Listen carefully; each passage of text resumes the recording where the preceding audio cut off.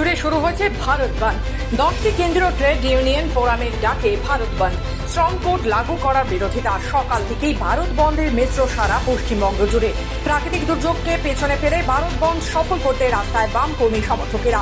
আমাদের CITU, INTUC, AITUC সহ কেন্দ্রীয় ট্রেড ইউনিয়ন, ব্যাংক, বিমা ফেডারেশন সবাই মিলে আমরা গোটা দেশ জুড়ে 24 ঘন্টা ধর্মঘটের আহ্বান করেছি।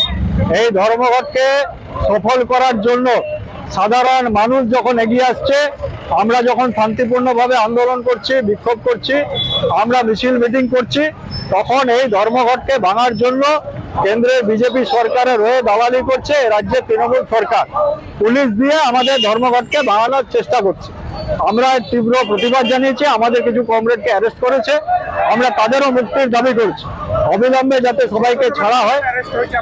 4 জন অ্যারেস্ট হয়েছে এখনো পর্যন্ত।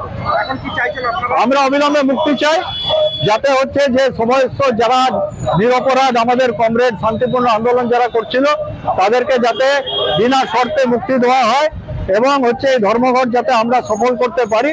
আমরা সেই জন্য আমরা আন্দোলন, আমরা প্রচার আমরা চালাচ্ছি। তবে ধর্মঘটকে কেন্দ্র করে বেশ কয়েকটি জেলা থেকে বিক্ষিপ্ত অশান্তির খবর মিলেছে। বঙ্গের দিকে দিকে বন্ধ সমর্থনকারী ও পুলিশের সঙ্গে বচসার ছবি সামনে আসছে। ঠিক একই রকম চিত্র দেখা গেল রানীগঞ্জেও।